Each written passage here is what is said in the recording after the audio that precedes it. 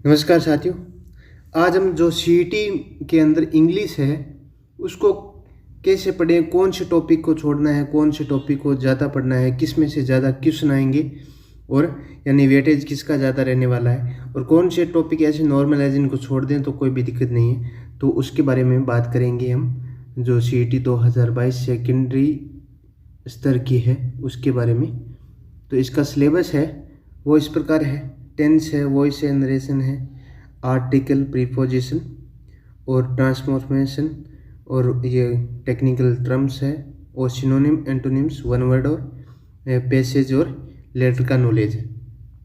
तो इसके अंदर आपको पहला टॉपिक है टेंस।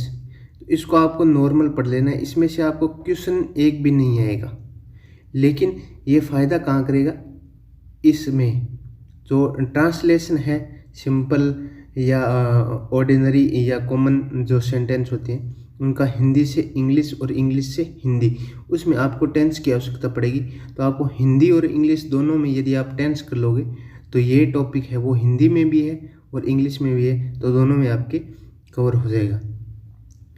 तो टेंस को एक बार नॉर्मल पढ़ लेना आप। फिर एक्टिव वॉइस, पैसिव वॉइस, ये एक 2 नंबर वाला, और नरेशन, डायरेक्ट इनडायरेक्ट, यहाँ से आपके सबसे ज़्यादा क्वेश्चन आने वाले हैं।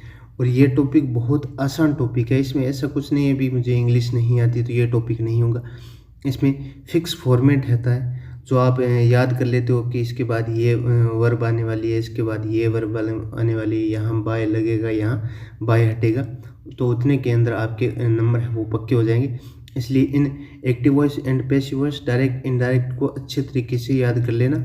जो भी फॉर्मेट होते हैं 5-7 प्रकार के होते हैं ये, उनका वो बस फॉर्मूला याद करना होता है। उसमें ये सब कुछ नहीं होगी मुझे इंग्लिश पढ़नी नहीं आती तो भी हो जाएगा।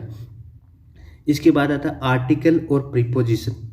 आर्टिकल प्रीपोजिशन आप मत ही पढ़ना चाहिए। जैसे कोई लिमिट तो होती नहीं है, टाइम बहुत कम है, कोई लिमिट नहीं होती है भी मेरा सही होगा या गलत होगा। यदि आसान आएगा तो वैसे भी सही हो जाएगा।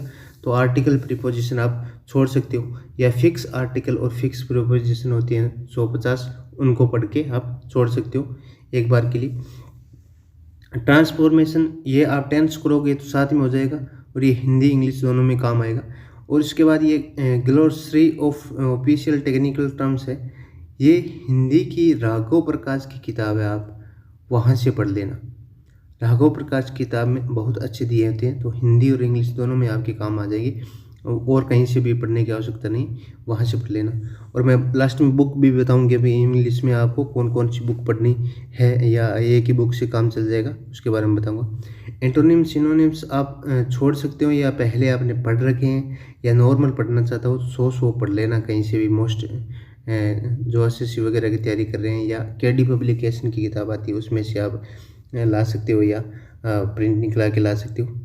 वन वर्ड सब्सटीट्यूशन 200 से 300 पढ़ लेना आप, ये आसान होते हैं और कहीं से भी पढ़ सकते हो आप। और या लक्ष्य की किताब में दिया होगा, जो सीईटी की आएगी उसमें भी अलग से दिया होगा। पैसेज तो नॉर्मल कर ही लेंगे। और ये ऑफिशियल जो लेटर्स है उसके बारे में, तो ये तो हिंदी और इंग्लिश दोनों में आने वाले हैं, तो एक से तैयार करोगे तो दोनों में तैयार हो जाएगा। बस इंग्लिश में नॉर्मल उनके नाम पता होना चाहिए भी, परिपत्र को सर्कुलर कहते हैं, और अधिसूचना को नोटिफिकेशन कहते हैं, इस प्रकार पता होना चाहिए, तो उससे हो जाएगा। तो अब आपको कौन कौन सी बुक पढ़नी है। सबसे पहले आपको ल्यूसेंट ही ले आनी है। ल्यूसेंट से आपके लगभग टॉपिक है वो कवर हो जाएंगे।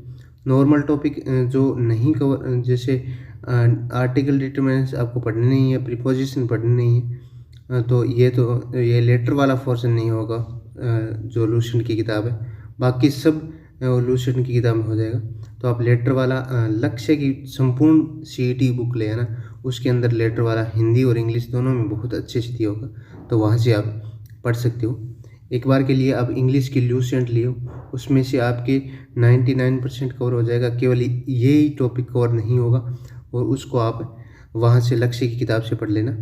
यानी 2 बुक ला सकते हो, एक तो संपूर्ण सीईटी की लक्ष्य की बुक, उसमें सभी टॉपिक आ जाएंगे और सभी विषय भी आ जाएगी, और साथ में आप ल्यूसेंट की इंग्लिश की बुक ले आना। इसमें से आपको पढ़ना है केवल tense, active and passive voice, direct indirect, ये ट्रांसफॉर्मेशन जो टेंस के साथ हो जाएगा। ये टेक्निकल टर्म्स आप वहाँ से मत पढ़ना, केवल राघव प्रकाश की हिंदी की किताब है उसमें से पढ़ लेना। एंटोनिम सिनोनिम छोड़ सकती हो आप, 1 वर्ड 200 से 300 कहीं से भी पढ़ लेना। और पैसेज तो की प्रैक्टिस तो आप कहीं से भी कर सकते हो।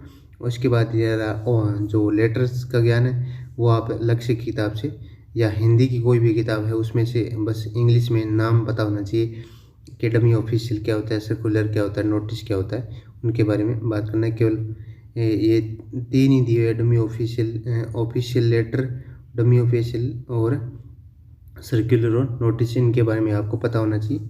तो वहाँ से आप पढ़ सकते हो, ज़्यादा कुछ नहीं है। और जो ये टॉपिक दिए हुए हैं वो याद करने वाले, ऐसा कुछ भी नहीं है भी मुझे इंग्लिश नहीं आती तो मैं नहीं कर पाऊँगा, केवल याद करने वाले टॉपिक है, तो आप भी कर सकते हो। और अभी से तैयारी स्टार्ट कर दीजिए क्योंकि टाइम बहुत कम है। धन्यवाद साथियों।